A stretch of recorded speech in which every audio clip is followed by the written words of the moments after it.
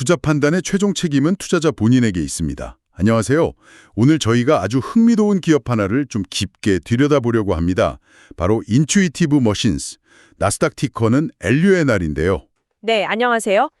최근에 도이체방크 보고서 때문에 더 화제가 됐죠? 맞아요. 그 보고서가 나오면서 주가도 반응을 했고 월가의 관심도 확 쏠리는 분위기예요. 이게 뭐랄까, 달 착륙이라는 정말 엄청난 일을 실제로 해낸 회사잖아요. 네, 미국 민간 기업 최초였으니까요. 역사적인 사건이었죠. 그렇죠. 그래서 기대도 큰데 또 한편으로는 우려의 시선도 분명히 있거든요. 오늘 저희는 이 인투이티브 머신스가 가진 진짜 가치가 뭔지, 성장 가능성은 얼마나 되는지, 또 반대로 우리가 조심해야 할 부분은 없는지 이런 것들을 좀 탈탈 털어보려고 합니다. 네, 관련 자료들을 바탕으로 최대한 객관적으로 분석해서 여러분들이 LUNR이 이런 회사구나 하고 좀 더 명확하게 이해하실 수 있도록 돕는 게 목표입니다. 복잡한 우주 산업 얘기지만 최대한 귀에 쏙쏙 들어오게 풀어보겠습니다. 그럼 최근 상황부터 좀 짚어볼까요? 2025년 10월 17일 기준으로 주가가 12.40달러. 근데 이게 도이체방크 보고서 덕분에 하루 만에 4.82%, 거의 5% 가까이 오른 거란 말이죠. 네, 도이체방크가 투자 의견을 매수로 올리고 목표 주가를 18달러로 제시했죠. 18달러면 현재 주가에서 한 45% 정도 더 오를 수 있다는 건데, 와, 이거 상당히 공격적인 전망 아닌가요? 네, 그렇죠. 뭔가 확실한 근거가 있다고 본 거겠죠? 그러니까요. 대체 뭘 보고 이렇게 긍정적으로 평가했을까? 저희가 오늘 그 속내를 한번 파헤쳐 보겠습니다. 거시 환경부터 시작해서 기업 내부, 재무, 경쟁 상황까지 쭉 훑어볼게요. 자, 그럼 시작해볼까요? 네, 좋습니다. 우선 인투이티브 머신스를 이해하려면 이 회사가 속한 뉴스페이스라는 큰 판을 먼저 봐야 합니다. 아, 뉴스페이스. 요즘 정말 많이 듣는 단어예요. 이게 정확히 뭔가요? 옛날 우주 개발이랑은 다른 건가요? 네, 완전히 다릅니다. 과거 올드스페이스 시대에는 뭐랄까 아폴로 계획처럼 국가가 주도해서 막대한 예산을 투입하는 거대 프로젝트 위주였죠. 모든 걸 정부가 다 했어요. 그렇죠. 나사가 중심이었고. 맞습니다. 그런데 뉴스페이스는 패러다임이 바뀐 거예요. 이제는 스페이스X 같은 민간 기업들이 주도적으로 나서서 훨씬 효율적인 방식으로 그리고 더 빠르게 혁신을 이끌어가는 시대죠. 아, 비용 효율성이랑 빠른 혁신, 그게 핵심이군요. 네, 예를 들어 재사용 로켓 기술 같은 게 대표적이잖아요. 발사 비용 자체가 획기적으로 낮아지니까 예전에는 상상도 못했던 다양한 우주 비즈니스가 가능해진 겁니다. 인투이티브 머신스 같은 기업이 달 탐사 비즈니스를 한다는 것 자체가 바로 이 뉴스페이스 시대이기 때문에 가능한 거죠. 듣고 보니 그렇네요. 그럼 이런 뉴스페이스 환경 속에서 특히 요즘 미국이랑 중국 경쟁 때문에 달 탐사가 다시 엄청 중요해졌잖아요. 나사 역할도 좀 바뀐 것 같고요. 바로 그 지점입니다. 지정학적인 경쟁이 다시 달을 뜨겁게 달구고 있어요. 그리고 나사는 아르테미스 프로그램이라고 해서 사람을 다시 달에 보내고 거기서 뭔가 지속 가능한 활동을 하려는 큰 그림을 그리고 있죠. 아르테미스 프로그램, 네, 들어봤어요. 그런데 나사가 이 모든 걸 직접 다 하는 게 아니라 이제 민간 기업의 역량을 적극적으로 활용합니다. 그 대표적인 제도가 바로 상업용 달 탐사 서비스, 줄여서 CLPS 프로그램이에요. CLPS요? 아, 이게 인투이티브 머신스랑 직접 관련이 있는 거군요. 네, 아주 직접적입니다. CLPS는 쉽게 말해 나사가 민간 기업들에게 달까지 화물 좀 배달해줘 하고 계약을 주는 거예요. 인투이티브 머신스는 이 CLPS 프로그램의 핵심 파트너 중 하나로 이미 여러 건의 임무를 따냈습니다. 단순히 용역 계약을 수주한 걸 넘어서는 의미가 있다는 말씀이신가요? 그렇습니다. 이게 중요한 게 나사가 단순히 일감을 주는 게 아니라 민간 기업들이 기술을 개발하고 실제 운영 경험을 쌓을 수 있도록 뭐랄까 시장 자체를 만들어주고 키워주는 역할을 하는 거거든요. 국가가 안정적인 수요처가 되어주는 거죠. 아, 그러니까 뉴스 스페이스라는 산업 트렌드에다가 미중 경쟁이라는 배경, 그리고 CLPS라는 정부의 확실한 지원까지. 이 세 가지가 딱 맞아떨어지면서 인투이티브 머신스에게는 엄청난 순풍이 불고 있다. 이렇게 정리할 수 있겠네요. 네, 정확합니다. 아주 강력한 정책적 뒷받침을 받고 있는 거죠. 민간 기업이지만 국가 주도 사업의 안정성을 어느 정도 누리고 있다고 볼 수 있어요. 와, 배경이 정말 탄탄하네요. 그럼 이런 좋은 환경 속에서 인투이티브 머신스 자체의 힘, 그러니까 기업 본질적인 경쟁력은 어디서 찾아야 할까요? 역시 기술력이겠죠? 네, 당연히 기술력이 핵심입니다.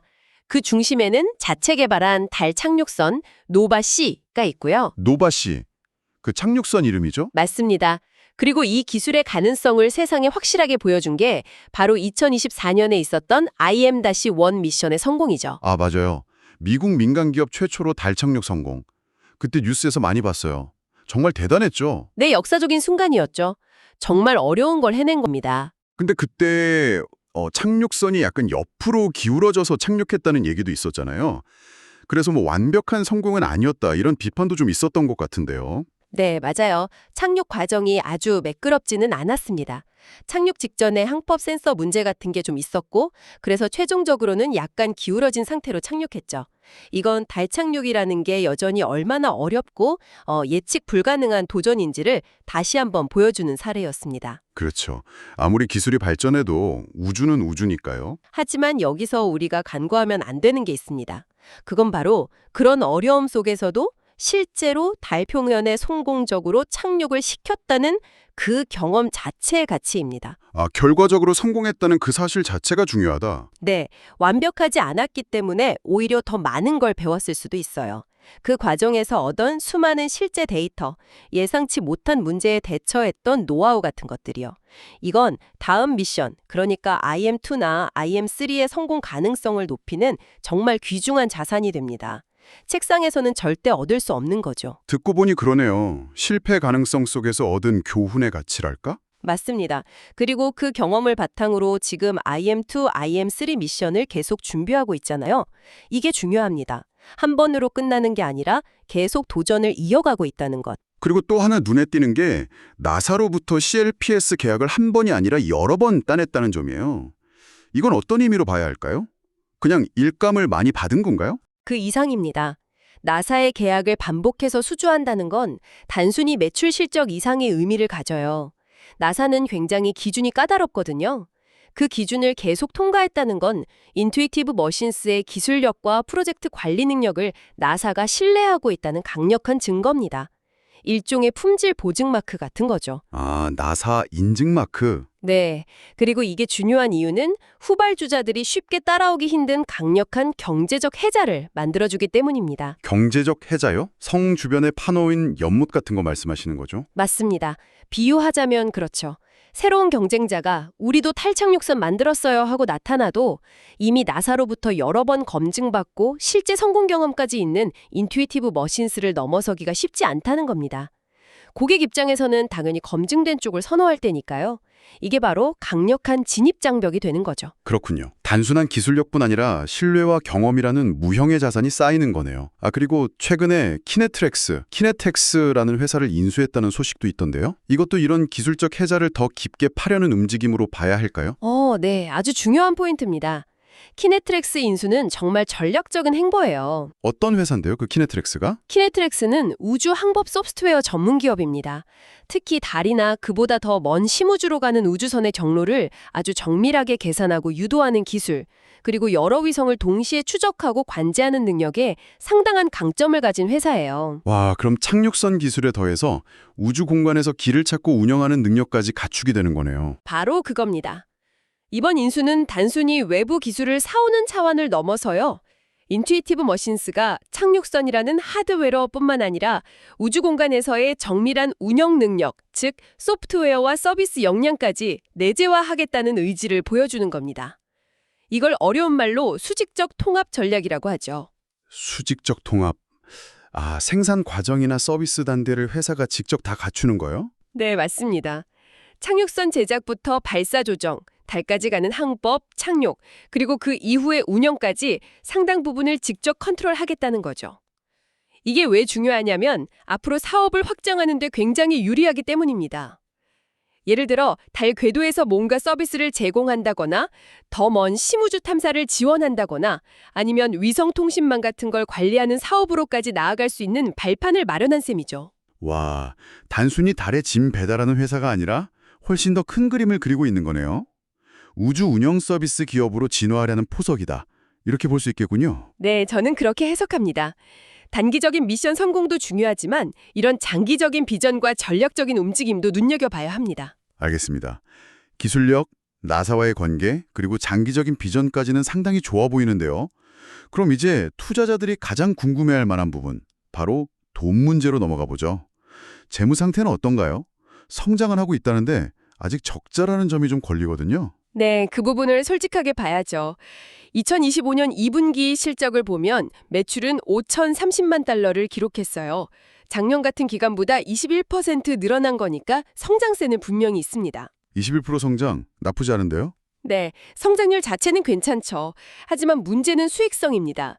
영업 손실을 기록했고 또 조정 이비다라는 지표도 마이너스를 기록했어요. 조정 이비다요. 그게 정확히 뭔가요? 이비다는 이자, 세금, 감가상각비 같은 비용들을 빼기 전에 이익을 말하는데요. 기업의 현금 창출 능력을 보여주는 지표로 많이 쓰입니다. 조정에 붙은 건 일회성 비용이나 특정 항목들을 추가로 제외해서 핵심 사업의 수익성을 좀 더 명확하게 보려는 거고요. 근데 이게 마이너스라는 건 아직 핵심 사업 자체에서 돈을 벌고 있지는 못하다는 의미입니다. 아, 그러니까 매출은 늘고 있는데 아직 버는 돈보다 쓰는 돈이 더 많다 이런 얘기군요. 네, 그렇죠. 근데 이건 사실 뉴스 스페이스 기업들의 초기 단계에서는 꽤 흔하게 나타나는 현상입니다. 왜냐하면 달 착륙성 같은 걸 개발하고 만들려면 어마어마한 연구 개발비가 들어가고 또 미션을 한 번 준비하는데도 엄청난 비용이 들거든요. 초기 투자 비용이 워낙 크기 때문에 단기간에 흑자를 내기가 어려운 구조예요. 그럼 지금의 손실은 미래를 위한 투자다 이렇게 봐야 하는 건가요? 네, 그렇게 해석하는 게 맞습니다. 중요한 건 이 회사가 돈을 벌 능력이 없는가가 아니라 성장을 위해 투자를 하고 있는 단계인가를 보는 거죠. 지금은 후자에 가깝다고 볼 수 있습니다. 알겠습니다. 그런 상황에서 제가 정말 인상 깊게 본 지표가 하나 있는데요. 부채가 거의 없는데 현금성 자산은 무려 3억 4,500만 달러나 가지고 있다는 거예요. 이건 어떻게 봐야 할까요? 아, 그게 정말 중요한 포인트입니다. 지금처럼 아직 수익을 내지 못하는 성장 기업에게 현금은 생명줄과 같거든요. 그런데 부채도 없이 3억 4,500만 달러? 우리 돈으로 하면 거의 4천억 원이 넘는 현금을 가지고 있다는 건 정말 엄청난 강점입니다. 4천억 원이요? 와, 정말 많네요. 이 돈이 구체적으로 어떤 의미를 갖는 건가요? 여러 가지 의미가 있죠. 첫째는 말씀하신 대로 예정된 다음 미션들, IM2, IM3 같은 것들을 아주 안정적으로 추진할 수 있는 자금력을 확보했다는 겁니다. 중간에 예상치 못한 기술적 문제가 터지거나 일정이 좀 지연되더라도 돈 걱정 없이 밀어붙일 수 있는 체력이 된다는 뜻이죠. 아, 든든한 실탄이 있다는 거군요. 그렇죠. 둘째로는 전략적인 유연성이 생깁니다. 아까 얘기했던 키네텍스 인수처럼 좋은 기술을 가진 회사가 매물로 나오면 M&A를 할 수도 있고 아니면 자체적으로 새로운 기술 개발에 더 공격적으로 투자할 수도 있겠죠. 현금이 많다는 건 그만큼 선택지가 많다는 의미니까요. 그러네요. 기회를 잡을 수 있는 여력이 있다는 거니까. 그리고 마지막으로 재무 건전성 자체가 높다는 건 투자자들에게 주는 신뢰도 측면에서도 매우 중요합니다. 부채가 거의 없다는 점도 아주 긍정적인 신호고요. 아마 도이체방크가 투자 의견을 올리고 목표 주가를 높게 잡은 이유 중에도 이 탄탄한 현금 보유량과 재무 안정성이 상당히 크게 작용했을 겁니다. 충분히 그럴 수 있겠네요. 이런 자신감을 바탕으로 회사가 2025년 전체 매출 가이던스도 제시했죠. 2억 5천만 달러에서 3억 달러 사이. 이것도 꽤 높은 목표치 같은데요. 네, 그쵸. 이 가이던스는 아마 앞으로 예정된 CLPS 미션들이 계획대로 성공적으로 진행될 거라는 걸 전제로 한 수치일 겁니다.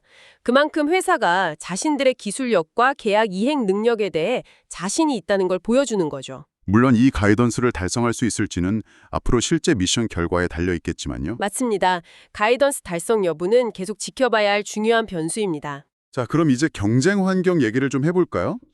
기술력도 있고 돈도 있고 정부 지원까지 등이 업었는데 그래도 우주산업 하면 떠오르는 공룡들이 있잖아요. 스페이스X, 블루 오리진 같은 회사들요. 이런 거대 기업들과의 경쟁은 피할 수 없을 텐데 이건 어떻게 봐야 할까요? 네, 그 질문이 나올 줄 알았습니다. 당연히 스페이스X나 블루 오리진은 어마어마한 경쟁자들이죠. 자금력이나 기술력 규모 면에서 비교가 안 될 정도니까요. 그렇죠. 일론 머스크나 제프 베조스 같은 거물들이 이끄는 회사들이니까요. 근데 여기서 흥미로운 점은 인투이티브 머신스가 이들과 정면으로 경쟁하기보다는 좀 다른 길을 가고 있다는 겁니다. 일종의 틈새 시장 전략이라고 할 수 있어요. 틈새 시장 전략이요? 구체적으로 어떻게 다른데요? 스페이스X는 지금 스타쉽이라는 초대형 로켓을 개발해서 화성 탐사까지 바라보고 있잖아요. 그리고 블루 오리진도 블루문이라는 대형 달 착륙선을 만들어서 사람을 보내거나 아주 큰 화물을 실어 나르려는 계획을 가지고 있고요. 그러니까 이 두 회사는 주로 대규모 운송과 유인 탐사 시장에 집중하고 있다고 볼 수 있습니다. 아, 사이즈가 큰 시장을 노리는 거군요. 네. 반면에 인투이티브 머신스는 상대적으로 작거나 중간 크기의 무인 화물 운송에 특화되어 있습니다. 특히 나사의 CLPS 프로그램이라는 확실한 수요를 기반으로 과학 연구 장비라든지 아니면 다른 기업들의 상업용 탑재체 같은 것들을 달에 실어다 주는 거죠. 이걸 특급 배송 서비스라고 표현하기도 하더라고요. 오, 특급 배송 서비스. 비유가 재밌네요. 그럼 뭐랄까 대형 화물 트럭 시장이 있고 퀵 서비스나 소형 택배 시장이 있는 것처럼 약간 시장을 나눠서 공략한다. 이렇게 이해하면 될까요? 겹칠 수도 있겠지만 적어도 현재로서는 각자 주력하는 시장이 조금 다르다고 볼 수 있습니다. 인투이티브 머신스는 CLPS라는 안정적인 시장에 먼저 깃발을 꼽고 경험을 쌓으면서 자기 영역을 구축해 나가고 있는 거죠. 그런데 또 재밌는 건 스페이스X가 경쟁자이면서 동시에 파트너이기도 하잖아요. 인투이티브 머신스의 노바시 착륙선을 실어 나르는 발사체가 스페이스X의 팰컨 9 로켓이니까요. 아, 맞아요. 그게 또 뉴스페이스 생태계의 아주 흥미로운 단면입니다. 현재로서는 로켓 발사 분야에서 스페이스X의 기술력, 신뢰도, 그리고 비용 효율성이 워낙 압도적이기 때문에 인투이티브 머신스 입장에서도 자체 발사체를 개발하기보다는 스페이스X 로켓을 이용하는 게 훨씬 합리적인 선택인 거죠. 서로 필요한 부분을 채워주는 관계네요. 경쟁하면서도 협력하는. 네, 그런 관계를 코피티션이라고 부르기도 하죠. 경쟁, 컴페티션과 협력, 코오퍼레이션의 합성어인데 뉴스페이스 분야에서는 이런 모습이 자주 나타납니다. 그렇군요. 그럼 스페이스X나 블루 오리진 말고 CLPS 프로그램 안에서 직접적으로 경쟁하는 회사들은 없나요? 예를 들어 아스트로보틱 같은 회사도 있지 않나요? 네, 아스트로보틱도 CLPS 프로그램을 수주한 아주 유력한 경쟁사입니다. 기술력도 상당하고요. 그럼 아스트로보틱 같은 회사와 비교했을 때 인투이티브 머신스가 가지는 강점은 뭔가요? 가장 결정적인 차이는 역시 실제 달 착륙 성공 경험입니다. 아스트로보틱도 올해 초에 착륙선 페레그린을 발사했지만 안타깝게도 기술적인 문제로 달 착륙에는 실패했거든요. 아, 맞아요. 그런 일이 있었죠. 반면에 인투이티브 머신스는 IM-1 미션을 통해서 비록 완벽하진 않았지만 어쨌든 달 표면에 무사히 착륙하는 데 성공했죠. 이 성공 트랙 레코드를 먼저 확보했다는 게 정말 중요합니다. 이건 단순히 최초라는 타이틀 이상의 의미를 가져요. 어떤 의미인데요? 나사를 포함한 잠재 고객들 입장에서 볼 때 실제 임무 수행 능력이 검증된 회사와 그렇지 않은 회사 사이에는 신뢰도 차이가 클 수밖에 없겠죠.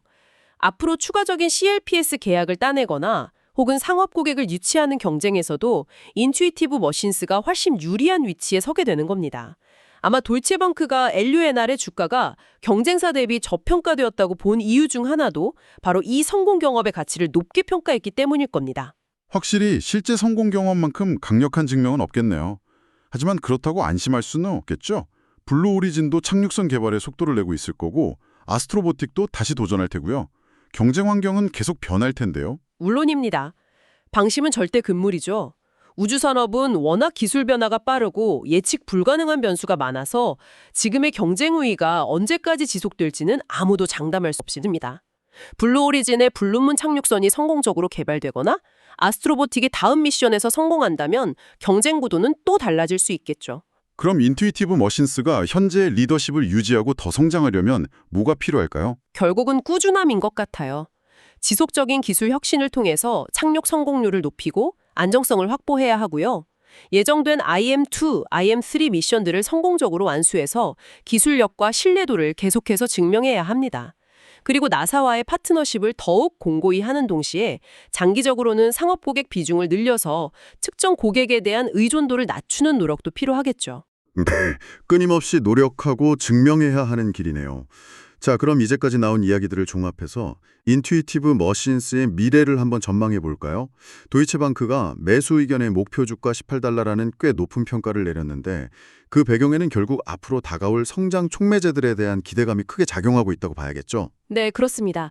도이체방크 보고서를 보면 향후 3개월에서 6개월 사이에 주가 상승을 이끌 수 있는 몇 가지 중요한 이벤트, 즉 촉매제들을 언급하고 있습니다. 어떤 것들이죠? 가장 대표적인 것이 바로 다음 달 착륙 미션인 IM-2의 성공 여부입니다. IM-1의 성공을 다시 한번 재현하고 더 나아가 더 향상된 기술력을 보여준다면 시장의 신뢰는 지금보다 훨씬 더 두터워질 것이고 이건 주가에 아주 강력한 상승 모멘텀을 제공할 수 있겠죠. 네, IM2 성공이 첫 번째 관문이겠네요. 또 다른 촉매제는요? 또 하나는 나사가 추진하고 있는 달 표면 이동 차량, 즉 LTV, Lunar Terrain Vehicle 서비스 프로그램과 같은 대규모 후속 계약 수주 가능성입니다. LTV요? 달에서 타는 차 말씀하시는 건가요? 네, 맞습니다. 아르테미스 프로그램의 일환으로 우주 비행사들이나 로봇이 달 표면에서 이동하고 탐사할 때 사용할 차량을 개발하고 운영하는 서비스를 민간 기업에 맡기려는 계획인데요. 이게 계약 규모가 상당히 클 것으로 예상됩니다. 만약 인투이티브 머신스가 이 LTV 서비스 계약까지 따낸다면 이건 단순히 착륙선 임무 몇 개를 더 수주하는 것과는 차원이 다른 이야기가 됩니다. 차원이 다르다니 어느 정도인데요? LTV 사업은 한 번 계약하면 몇 년 동안 지속적으로 서비스를 제공하고 수익을 창출하는 모델이 될 가능성이 높거든요. 그러니까 단발성 미션 수주를 넘어서 아주 장기적이고 안정적인 수익원을 확보하게 되는 셈입니다. 이건 정말 회사의 체질 자체를 바꾸는 그야말로 퀀텀 점프의 기회가 될 수 있어요. 도이체방크도 이 가능성을 매우 높게 보고 있는 것 같습니다. 와, IM2 성공의 LTV 계약까지? 정말 큰 기대 요인들이네요. 하지만 이렇게 밝은 전망만 있는 건 아닐 텐데요. 우리가 반드시 고려해야 할 리스크 요인들도 있겠죠? 어떤 점들을 좀 조심해야 할까요? 물론입니다. 투자에는 항상 리스크가 따르죠. 인투이티브 머신스의 경우 가장 본질적이고 큰 리스크는 역시 임무 실패 가능성입니다. 그렇죠. 아무리 기술이 좋아도 우주 탐사라는 게 워낙 변수가 많으니까요. 네, 로켓 발사 단계에서 문제가 생길 수도 있고 달까지 가는 도중에 예상치 못한 일이 벌어질 수도 있고 착륙 과정에서 또 문제가 발생할 수도 있죠. 아까 IM-1 때도 완벽하지 않았던 것처럼요. 만약 다음 미션에서 실패라도 하게 된다면 이건 단순히 재정적인 손실뿐만 아니라 회사의 기술력에 대한 신뢰도 그리고 기업 평판에 아주 치명적인 타격을 줄 수 있습니다. 그리고 그 결과는 주가에 즉각적으로 그리고 아주 크게 반영될 가능성이 높죠. 정말 살얼음판을 걷는 기분이겠네요. 임무 하나하나에 회사의 명운이 걸려 있다고 해도 과언이 아니겠어요. 어느 정도는 그렇다고 봐야죠. 또 다른 리스크 요인으로는 정부 계약 의존성을 꼽을 수 있습니다. 아, 아까 CLPS 프로그램이 강력한 지원군이라고 했는데 이게 또 리스크가 될 수도 있다고요? 네, 동전의 양면 같은 거죠. 지금 당장은 나사의 CLPS 프로그램 덕분에 안정적인 수주를 확보하고 있지만 이게 영원히 지속된다는 보장은 없거든요. 장기적으로 봤을 때 미국의 정권이 바뀌거나 정부의 우주정책 우선순위가 달라지면 CLPS 프로그램의 예산이 줄어들거나 사업 방향이 바뀔 수도 있습니다. 그렇게 되면 인투이티브 머신스의 사업에도 당연히 영향을 미치겠죠. 하긴 정부 정책이라는 게 언제든 바뀔 수 있는 거니까요. 그래서 장기적인 안정성을 확보하려면 나사라는 큰 고객 외에도 다른 상업 고객들의 비중을 점차 늘려나가면서 수익 구조를 다변화하려는 노력이 반드시 필요합니다. 네. 임무 실패 가능성 그리고 정부 계약 의존성 이 두 가지가 핵심 리스크 요인이군요. 자, 그럼 오늘 이야기를 한번 종합적으로 정리해 보겠습니다. 인투이티브 머신스라는 회사는 뉴스페이스라는 새로운 시대적 흐름과 정부의 정책적 지원이라는 순퉁을 제대로 타고 있고 또 IM-1 성공을 통해 검증된 독자적인 달 착륙 기술력과 나사와의 끈끈한 파트너십을 가지고 있다. 여기에 부채 없이 넉넉한 현금까지 확보해서 재무적으로도 상당히 안정적인 편이고 거대 기업들과의 직접 경쟁을 피하는 틈새 시장 전략도 구사하고 있다. 여기까지가 강점이라고 볼 수 있겠네요. 탐사라는 사업 자체가 가진 본질적인 임무 성공의 불확실성, 그리고 현재로서는 나사라는 단일 고객에 대한 의존도가 높다는 점은 분명한 리스크 요인으로 안고 있다. 이렇게 정리할 수 있겠죠? 네, 맞습니다. 기회와 위험이 공존하는 상황이죠. 그럼에도 불구하고 도이체방크를 비롯한 많은 전문가들이 이 회사의 장기적인 성장 가능성을 높게 보는 이유는 뭘까요? 그건 바로 이 회사가 앞으로 본격적으로 열릴 것으로 기대되는 달 경제, 루나 이코노미 시대에서 핵심적인 역할을 수행할 잠재력을 가지고 있다고 보기 때문입니다. 달 경제요. 달에서 뭔가 경제 활동이 이루어진다는 건가요? 네, 지금은 주로 과학 탐사나 기술 실증 목적의 화물을 보내는 수준이지만 앞으로는 달에 있는 자원, 예를 들어 물, 얼음 같은 것을 채굴해서 활용하거나 달 표면에 기지를 건설하고 운영하거나 더 나아가 달을 거점으로 해서 화성 탐사 등 더 먼 우주로 나아가는 활동들이 이루어질 수 있거든요. 이런 과정에서 달까지 사람이나 물자를 실어 나르는 운송 서비스는 필수적일 수밖에 없겠죠. 와, 정말 공상과학 영화 같은 이야기인데요. 그렇죠. 하지만 생각보다 가까운 미래의 현실이 될 수도 있습니다. 도이체방크가 인투이티브 머신스를 가리켜 장기적인 승자, 즉 시대의 흐름을 타고 꾸준히 성장할 승자가 될 가능성이 있다고 언급한 것도 바로 이런 맥락에서입니다. 단기적으로는 주가가 오르락 내리락 변동성이 크겠지만 인류가 달을 향한 도전을 멈추지 않는 한 인투이티브 머신스와 같은 기업의 역할과 가치는 계속해서 커질 수 있다는 거죠. 그렇군요. 단기적인 이벤트나 실적보다는 훨씬 더 긴 호흡으로 봐야 하는 기업일 수도 있겠네요. 현재 주가인 12달러대가 이런 장기적인 잠재력을 충분히 반영하고 있는 건지 아니면 여전히 더 오를 여지가 있는 건지는 투자자분들 각자가 신중하게 판단해야 할 문제겠지만 분석하는 입장에서는 확실히 굉장히 흥미롭고 매력적인 스토리를 가진 기업이네는 틀림없는 것 같습니다. 네, 동의합니다. 지켜볼 만한 가치가 충분하죠. 네, 오늘 인투이티브 머신스에 대해서 정말 깊이 있게 여러 각도에서 샅샅이 살펴봤습니다. 뉴스 스페이스 시대의 기회부터 시작해서 기술력과 나사 파트너십, 재무 상태와 성장성, 그리고 경쟁 환경과 차별화 전략까지 물론 우리가 주의 깊게 봐야 할 리스크 요인들도 짚어봤고요. 네, 정말 많은 이야기를 나눴네요. 마지막으로 청취자 여러분께 한 가지 질문 혹은 생각해 볼 거리를 던져드리고 싶습니다. 어떤 거죠? 지금까지 우리는 인투이티브 머신스를 주로 달까지 무언가를 배송하는 일종의 우주 택배 회사처럼 이야기했습니다. 그런데 만약에요, 앞으로 달 표면에서의 활동이 정말 본격화된다고 상상해 보세요. 예를 들어서 달에 있는 얼음을 채굴해서 로켓 연료로 만들거나 식수로 활용하고 여러 국가나 기업들이 달에 연구 기지나 시설을 짓고 운영하는 시대가 온다면요? 그때가 되면 인투이티브 머신스와 같은 회사는 과연 어떤 새로운 역할과 비즈니스 모델을 찾게 될까요? 아, 단순히 물건만 실어 나르는 게 아니라 다른 무언가를 할 수도 있다. 네, 예를 들면 달 표면에서의 건설 작업을 지원하는 로봇이나 장비를 운영할 수도 있고 채굴된 자원을 처리하거나 저장하는 시설을 운영할 수도 있겠죠. 어쩌면 달 기지에 필요한 에너지나 통신 서비스를 제공하는 역할을 할 수도 있고요. 즉, 단순 운송 서비스를 넘어서 점점 커져가는 달 경제 생태계 안에서 어떤 핵심적인 역할을 맡고 어떤 새로운 가치사들을 만들어 나갈 수 있을지 한번 상상해 보는 겁니다. 이것도 앞으로 인투이티브 머신스를 지켜보는 또 하나의 흥미로운 관전 포인트가 되지 않을까 싶습니다. 와, 정말 생각할 거리를 던져주시네요. 단순한 배송회사를 넘어서 달 경제의 핵심 플레이어로 성장할 수 있을지 그 가능성을 지켜보는 것도 아주 흥미롭겠습니다. 오늘 좋은 말씀 정말 감사합니다. 네, 저도 즐거웠습니다. 항상 여러분은 성공 투자를 기원합니다. 내용이 좋으셨다면 구독, 좋아요 부탁합니다.